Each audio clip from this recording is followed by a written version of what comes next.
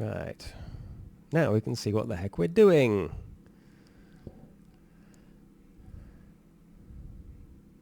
Yes. Right. This thing here is Malham Tarn. This patch of water underneath me that's so lovingly rendered with proper transparency and reflections and everything else.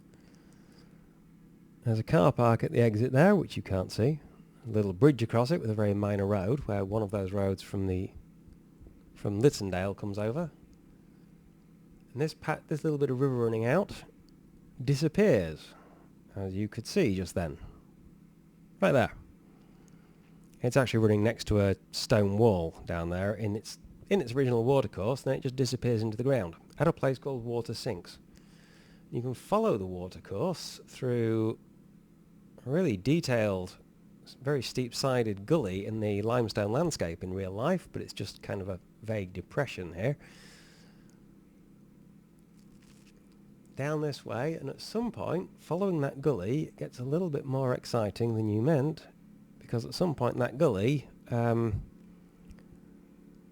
it stops.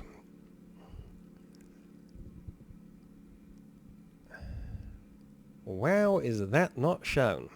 Okay, this is the River Aire down here. And you notice it's just starting in the middle of nowhere. Yeah, that's not right. Ooh, yellow speed. That was overspeed. That risks damaging your wings. Let me swing around, shed some of that speed in the process.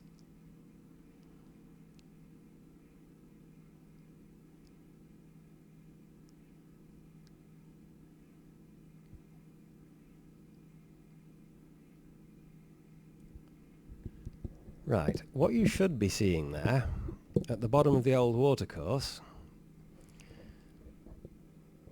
is actually a 100-metre high limestone cliff called Malham Cove.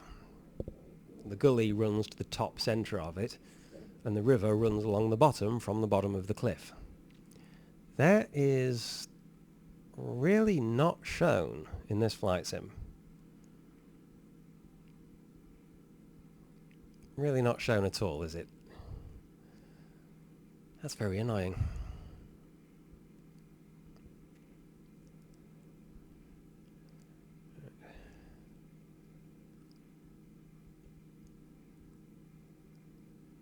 Alright. South of Malham Cove is the village of Malham. East of Malham is Janet's Foss, beautiful waterfall, on Goredale Beck, which runs down Goredale, a very tiny little groove in the landscape east of here, and then through Goredale Scar, a really pretty gorge. There is a footpath up that gorge, and right up the middle of the waterfall, which will bring you to Malham Tarn. Yep, I've climbed it a few times.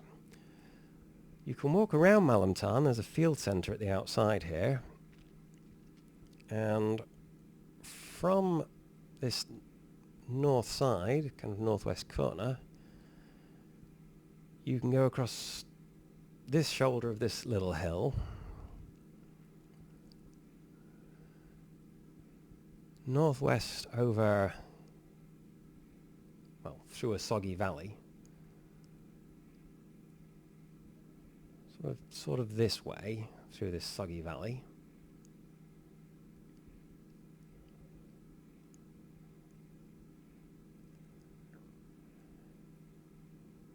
Crossing a little minor road which isn't shown, and passing some farms which aren't shown. And that will get you onto a rather soggy footpath climbing this side of Fountains Fell, which is that hill to my left.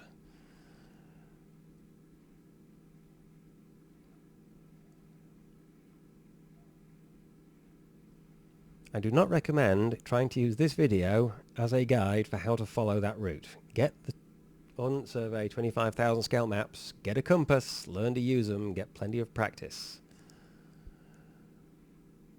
Otherwise you could get into a lot of trouble. And yes, bear in mind, GPS is great for telling you where you are until the batteries run out. But if the GPS has been programmed with the right of way that's marked on the map, not with where the footpath actually is on the ground, the GPS could guide you right off a cliff.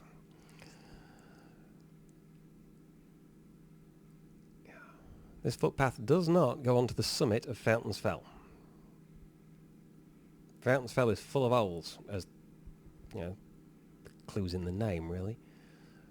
I'm going north, so I'm heading way beyond Fountains Fell here. This is west, across the north side of Fountains Fell.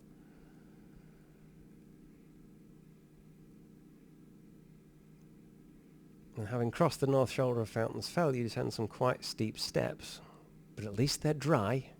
They're not so much steep as huge, you know.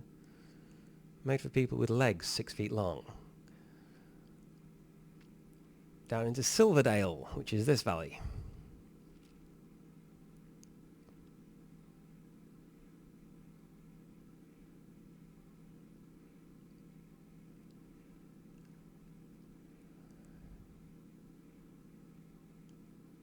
And is vaguely this shape, but not exactly this shape. And from Silverdale you can ascend. Again, there are footpaths, and you should be following them, and you should get the paper map which more accurately represents reality and use it to guide you. On a 25,000 scale map, if the green blobs are 1mm wide, that's showing you to the nearest 25 meters where you have a right to walk. In many cases it shows you which side of the wall you're supposed to be on. It does not necessarily accurately indicate where it's, you know, appropriate to walk. Like which parts of the ground are solid rock and which parts are 6 foot deep bog. Anyway, Pen-y-ghent, which in reality is rather more detailed than this. But, you know, this is good enough for a view from 30,000 feet. It's just that I'm flying rather lower than that. Pen-y-ghent Ridge extends north and bends right to become Plover Hill, south of Foxup. But you would come off this ridge and go this way. Now if you're doing the 3 peaks, you want to head somewhere up there to the Bacon Butty Van. And if you're doing the 27 Dales, you want to head west down there to Horton in Ribblesdale.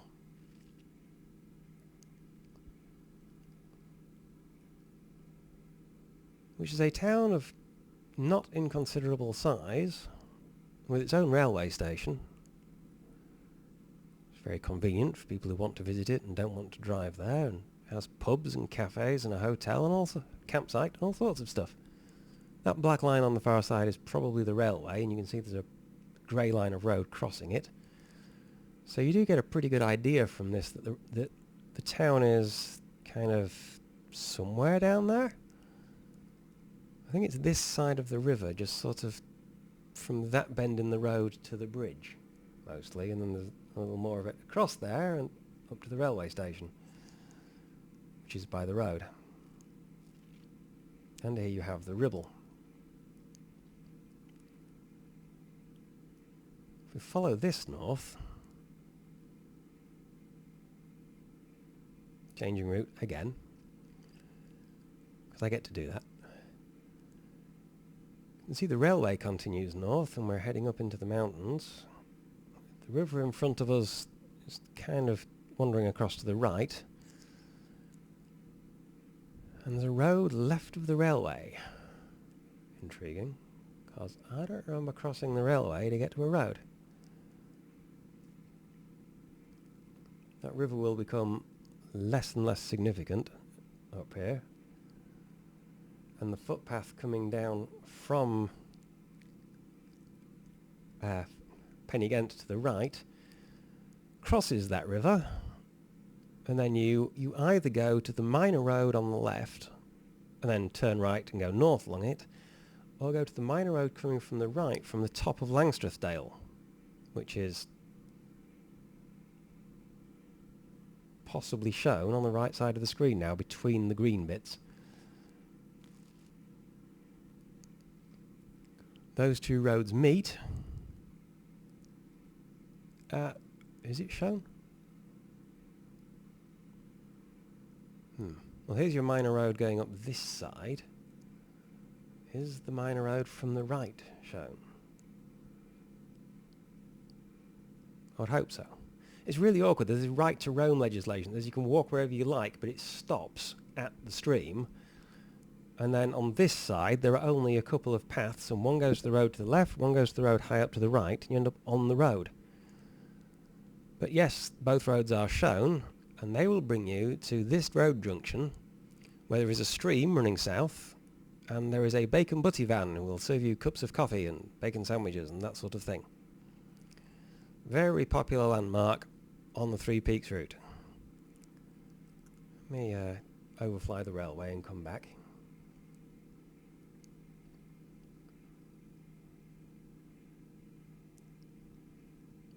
That was one heck of a swooping turn.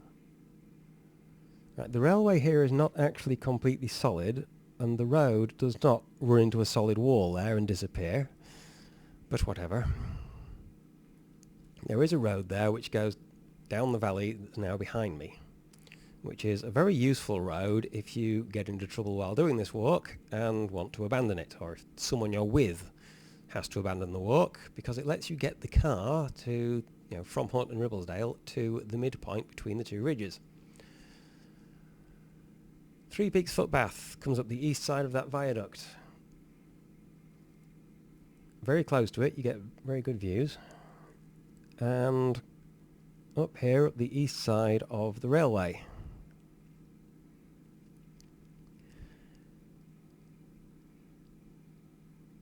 Having come up the east side of the railway, there's a stream coming down. There's a lovely waterfall on the left.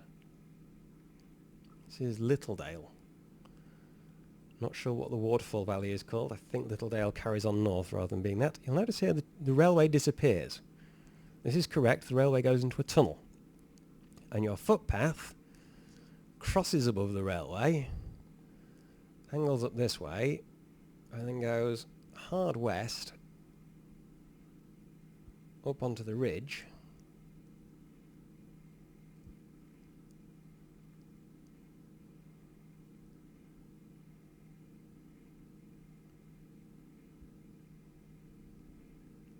To turn south.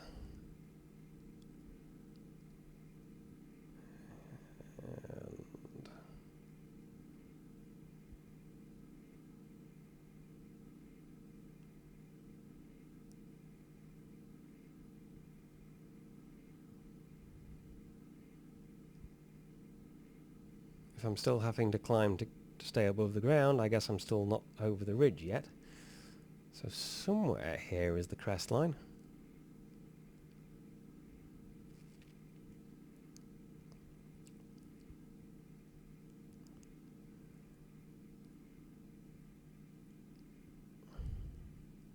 Uh-oh. Eek.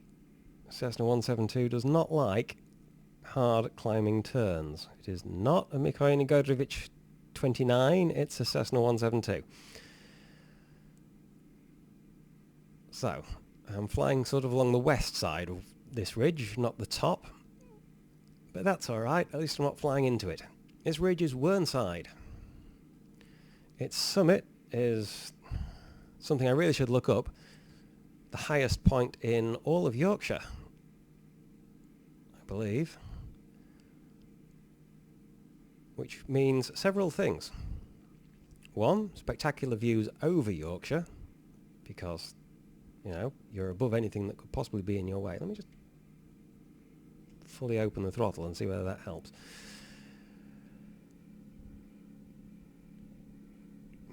Being high up gives you good views. Two is spectacular views out of Yorkshire to the southwest.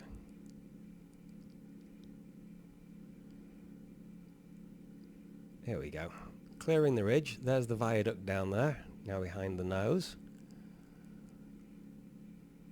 There's a view of the Yorkshire Dales to the east. And I can cheat. Or that was the wrong button. Yikes. Maybe it was Z. Yeah. Z. This wasn't really the viewpoint I wanted. I think I pressed X instead of V just now. Yee. This is a weird view. Also, in this weird view, you can see that the pilot's hand to the left isn't actually moving. The yoke is just going through it.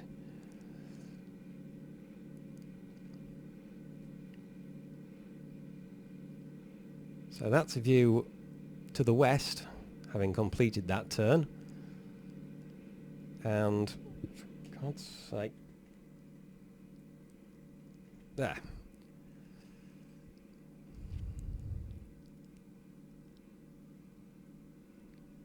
And we need to throttle down so we don't overspeed and wreck the engine. Or the wings.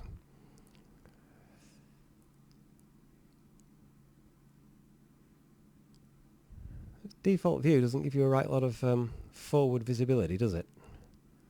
More forward and upward visibility.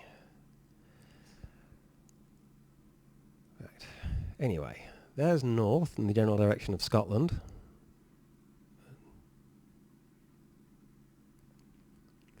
Northeast towards Teesside. East over the Yorkshire Dales. And man, is this aircraft descending fast.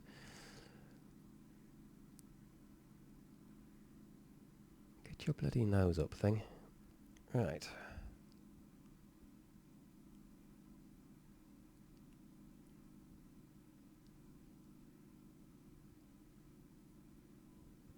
Why do I get the feeling I'm about to land on Whernside rather than flying over it?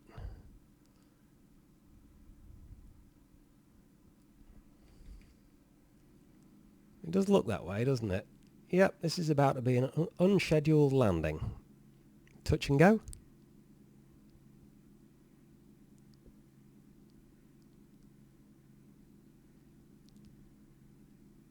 Yikes.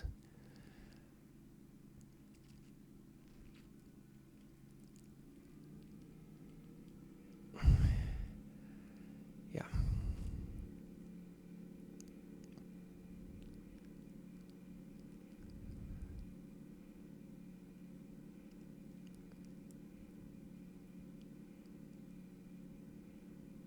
Yeah, I don't think you'd get away with that one because the east side of Whernside is pretty steep.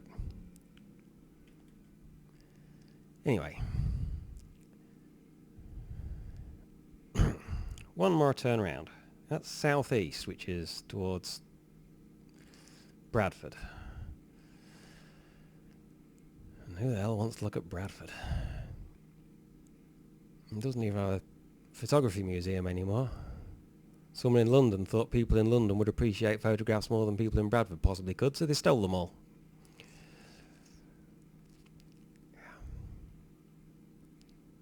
So, north, northwest,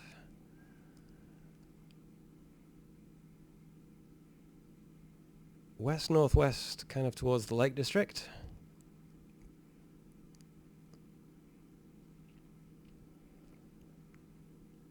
West, out across Morecambe Bay.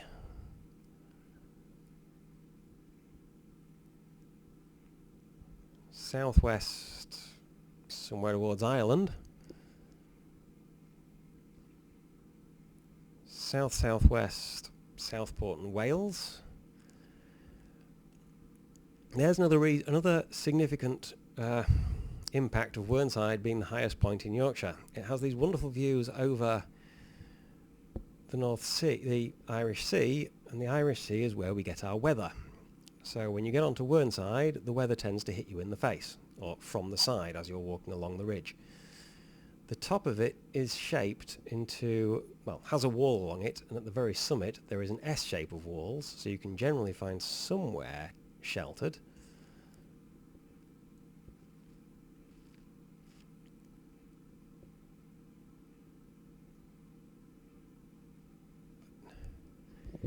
Again with the pausing, because this is annoying me now.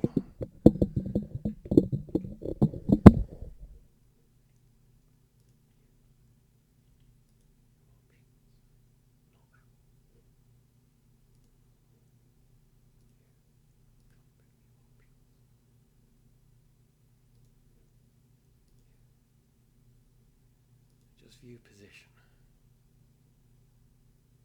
Ah. Nope. That's big.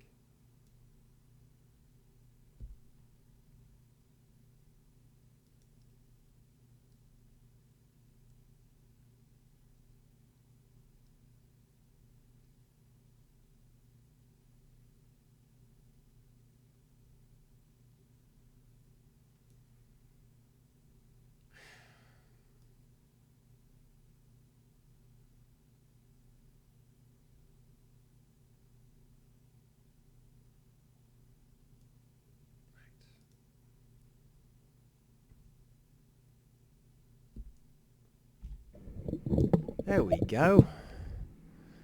Just had to find a way to just get the camera 23 centimetres higher, and now we can actually see over the nose again. Okay, so we are flying south along Whernside. Actually, that's southwest, but hey. Generally southerly direction along Whernside. At some point down here, you make a left turn off the ridge, which will descend towards the river, down there, and Chapel-le-Dale. Plenty of these Dale names around. And you cross down here and take a long, but actually well-maintained, footpath across the slightly boggy ground. Last time I was there, they were actually laying flagstones, building an elevated stone walkway to cross it, towards this next ridge, which, again, not visible in the flight sim, but very visible on the ground, has a footpath up the near side of it. From Whernside, that footpath looks scarily steep because distance squashes perspective. The closer you get, the more obvious it is that it's not actually all that steep, and if you fell off at the top, you wouldn't take 5 people with you and land in a big heap at the bottom. You might not even land on the next person down. That will get you up into the saddle above the left side of the nose. Turn right and go along just slightly this side of the ridge to get to the summit, which is a bit vague because it's a large triangular area and there are 2 cairns and a triangulation pillar, any one of which could be considered the top. And back into the saddle, and you want to go approximately 110 magnetic. But again, check, because magnetic bearings do change over time. Roughly this direction.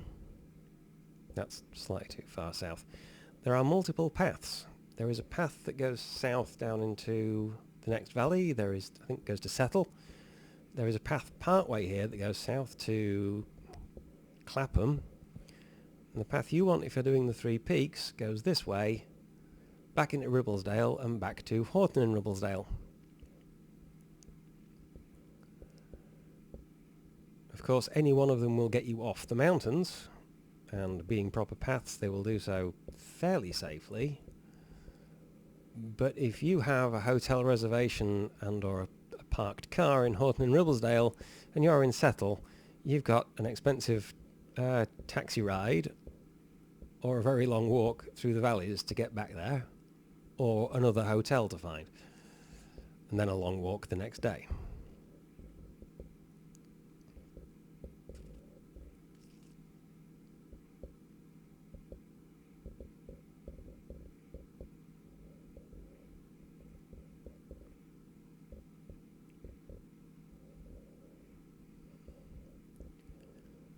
And that completes your 3 peaks.